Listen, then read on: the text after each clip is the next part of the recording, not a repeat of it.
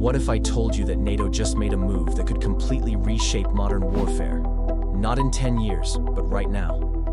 Imagine a battlefield dominated by AI drones, autonomous sensors, and real-time satellite warfare, all powered by private defense startups. Question for you.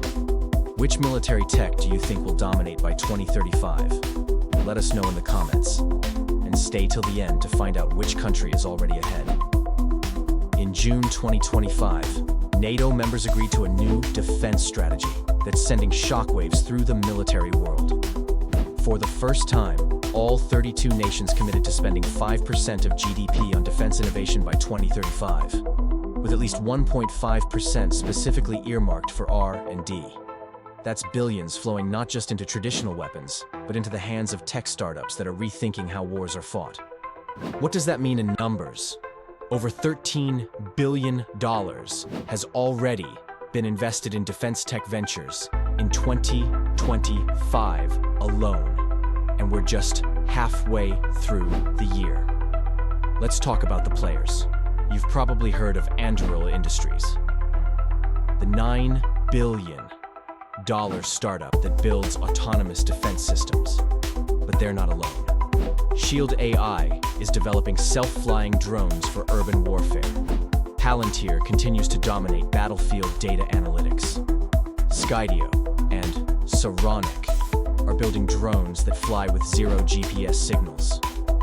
These companies aren't just building tech, they're disrupting the defense model itself, offering NATO alternatives to legacy contractors like Lockheed Martin or BAE.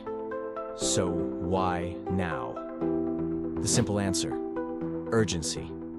With rising threats from China's AI-driven army, Russian cyber warfare, and even space-based weaponization, NATO needs faster, smarter, and more adaptive tools. And private startups can deliver them quicker than government contractors ever could.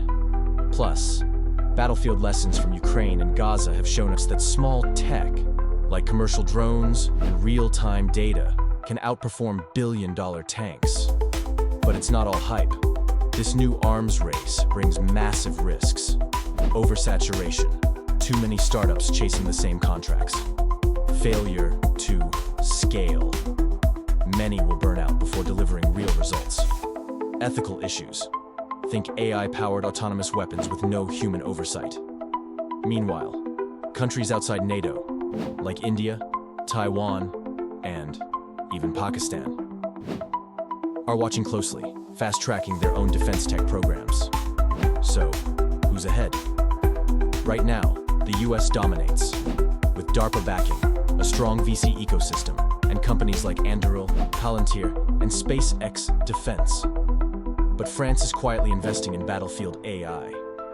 Poland is building regional drone manufacturing, and India's DRDO is partnering with private AI firms to modernize its border defense systems. One thing is clear: the next war won't just be fought with guns and tanks. It'll be powered by code, satellites, and drones built in startup labs. So we'll ask you again, which technology do you think will dominate modern warfare by 2035? Drones? AI targeting? Satellite intelligence? Drop your thoughts in the comments. And don't forget to subscribe to Defense Matrix for weekly videos on military tech, global strategy, and the future of warfare.